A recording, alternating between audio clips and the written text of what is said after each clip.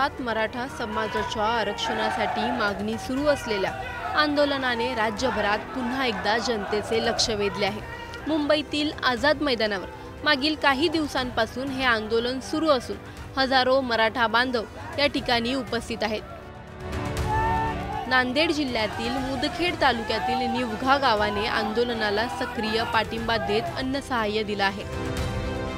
गावकऱ्यांनी एकत्र येत 20,000 चपात्या आणि पारंपरिक ठेचा तयार करून मुंबईकडे पाठवला आहे।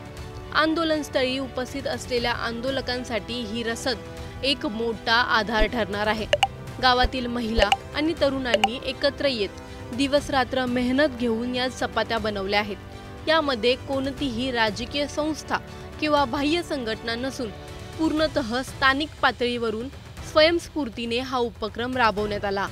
गावातील अनेकांनी यात स्वतःच्या घरातील अन्न सामग्री वापरली असून हा केवळ अन्नाचा नव्हे तर एकता आणि पाठिंब्याचा संदेश असल्याचं ते सांगतात। सध्या मुंबईत असलेल्या आंदोलनात सहभागी अनेक नागरिकांना राहणं, खाणं आणि मूलभूत गरजांचा मोठा तुटवडा भासत आहे। अशा वेळी ग्रामीण भागातून अशा स्वरूपात मिळणारी मदत केवळ उपयुक्तच नाही तर या लढ्याला सामाजिक पाठिंब्याचं बळही देते।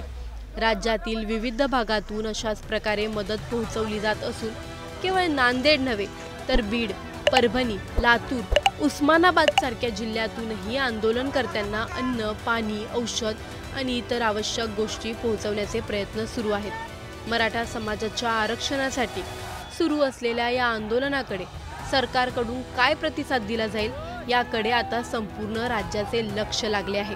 मात्र यामधून एक गोष्ट स्पष्ट झाली आहे, मराठा समाजामध्ये आणि ग्रामीण महाराष्ट्रात या लढ्याबाबत एकजूट आहे आणि ती आता कृतीतून दिसत आहे। तुम्हाला या प्रकरणी काय वाटतं?